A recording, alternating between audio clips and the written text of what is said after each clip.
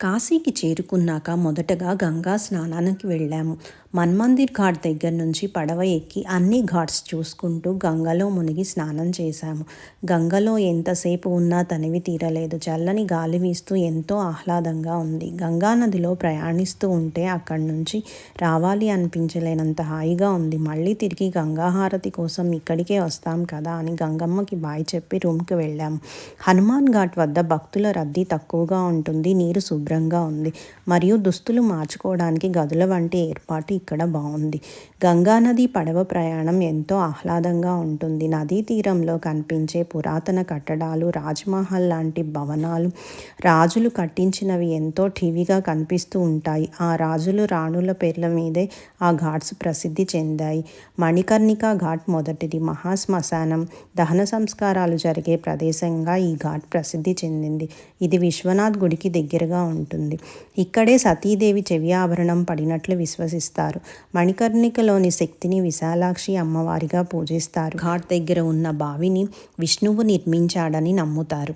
వారాహి ఘాట్ దగ్గరలోనే వారాహి అమ్మవారి దేవాలయం ఉంటుంది. దశ అశ్వమేధ ఘాట్ పురాణాల ప్రకారం బ్రహ్మ శివుణ్ణి కాశీకి స్వాగతించడానికి 10 అశ్వమేధ యాగాలు చేసిన ప్రదేశంగా ప్రసిద్ధి చెందింది.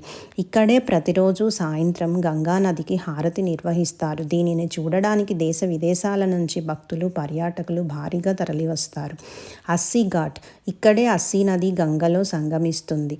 అస్సీ ఘాట్ వద్ద కూడా ప్రతిరోజు ఉదయం సాయంత్రం గంగా నదికి హారతి నిర్వహిస్తారు.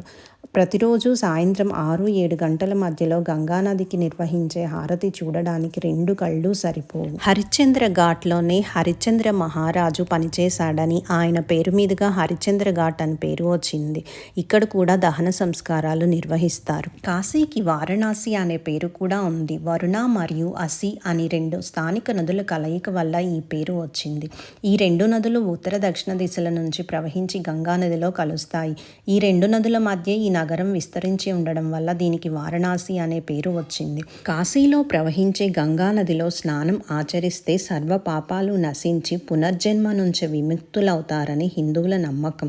12 జ్యోతిర్లింగాలలో ఒకటైన విశ్వేశ్వర లింగం ఇక్కడే ఉంది. మరణానంతరం గంగలో అస్థికలు కలపడం లేదా కాశీలో అంత్యక్రియలు జరిపితే ఆత్మకు పునర్జన్మ లేక మోక్షం కలుగుతుందని హిందువుల విశ్వాసం. కాశీలోని గంగా నది దక్షిణాన నుండి ఉత్తరం వైపునకి ప్రవహిస్తుంది. అందువల్ల గంగను ఉత్తరవాహిని అని పిలుస్తారు.